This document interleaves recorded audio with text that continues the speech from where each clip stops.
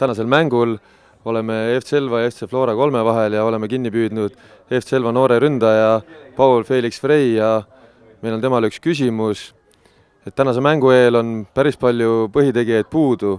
Et mis sa arvad, kuidas me selles mängus hakkama saame ja mis on meie tugevused? No ma arvan, et tugevused võib olla siis me peame lihtsalt oma mängu käima saama, söödu panema käima ja siis tuleb ka enesekindlus ja peame kindlasti võitlema nagu eelmine mäng, et see oli hea, kui me Maarduga mängisime, see oli hea võitlus. Et ma arvan, et saame hakkama. Ja lisaks oled sellel hooajal teinud kõva sammu edasi, saanud hästi palju mänguaega ja teeninud kutse U18 koondisesse 2 korda juba ja löönud 4 väravat, et kuidas oled siis sellega rahul, et kas on veel samm võimalik edasi teha? No kindlasti on, et koondisse sain sisse küll, aga nüüd peab pingutama ja andma endast kõik ja väravaid. Oled valmis edasi kõvasti tööd tegema, et jõuda veel kaugemale ja ka A-koondisse? Jah, kindlasti. Okei, aitäh sulle, edu mängul! Aitäh! Lähme!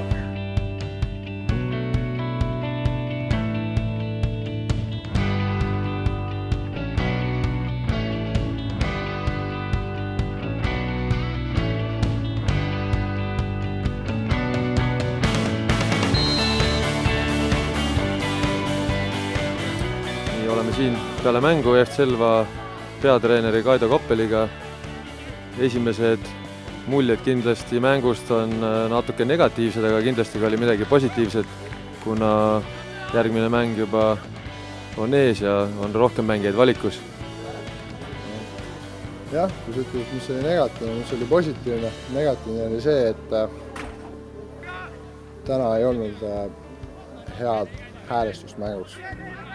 Me ei saanudki ennast käima, alles viimased mingisugused 15-20 minutit saime natuke mängu sisse, aga enne seda nagu me jäime kogu aeg kõikidesse olukordadesse hiljaks ja tänu sellele vastased saidki nagu mänguliselt meist üle. Vastased lõid 3 väravat, ise suutsime tekitada reaalselt lõpus mõned väga head olukorrad, kindlasti standardolukorrad olid täna, millest jäi just pikkusest puudu. No siin oligi lõpus, siin nagu ei saa nagu päris nii öelda, et meie lõpus hakkasime hästi mängima, et õdused vastased tõesti neile eduses sees, et nad lasid, lasid võib-olla natuke lõdemaks, aga lõpus, nagu sa ütlesid, meil ei olnud neid pikki, suuremaid, võimsamaid mängijaid, siis see mäng, mida me lõpus natukene saime mängida, et me proovisime ikkagi maast mõned kiired söödud teha, siis oligi nii, et neid oli vaja ainult 3-4 korralikku söötu ja me saimegi võimalused. Ja miks oli vaja lühikest söötumängu, oligi see, et selle pikema söödu löömine siin ette ei too nii edu, kui sul ei ole seal nagu väga võimsaid mängijaid, et siis lõpus, kui me natuke seda lühikesemat söötu tegime, siis oli mäng natuke loogilisem, oli nagu parem vaadata kõrvalt ka. Täna FC Selva poolelt jällegi noor uus väravautor Laur Tammeorg, et kindlasti tema on selle üle õnnelik. Kas ta saab ka võimaluse järgmises mängus Maardu vastu? Kindlasti on nüüd valik jällegi suurem. Milliste mõtetega nüüd edasi minna järgmisel mängule? Kui sa enne küsid, mis oli negatiivne, mis on positiivne, siis ma mainisin selle negatiivse ära, et oli kehv häälestus. Positiivne ongi selle asja juures see, et noored mängijad said juurde nagu jällegi ühe kogemusena. Et ei ole nii, et sa saad ainult positiivsetest kogemustest õppida, et see kogemus siin täna õpetas mängijatele, näitas mingid kohad ära, mis neil veel kehvad on, mida nad õppida saavad. Ja ma loodan, et see annab neile motivatsiooni juurde enda kehvemate külgede järele aitamiseks.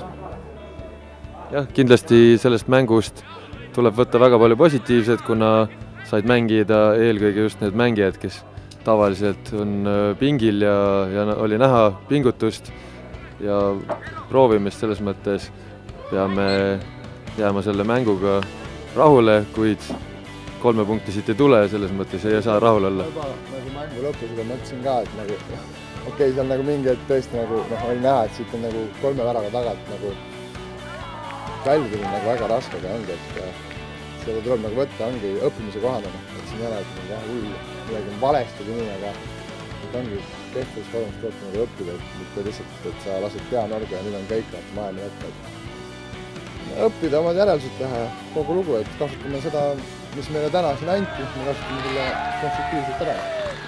Aitäh Kaidole, F-Selval on jäänud veel sellel hooajal 8 mängu, nendest 5 veel Elvas, nii et ootame teid kõiki järgmistele mängudele, kus F-Selva annab kindlasti endast oma parima ja Kaido annab oma parima, et meie võistkond jätkuvalt edasi edeneks. Aitäh!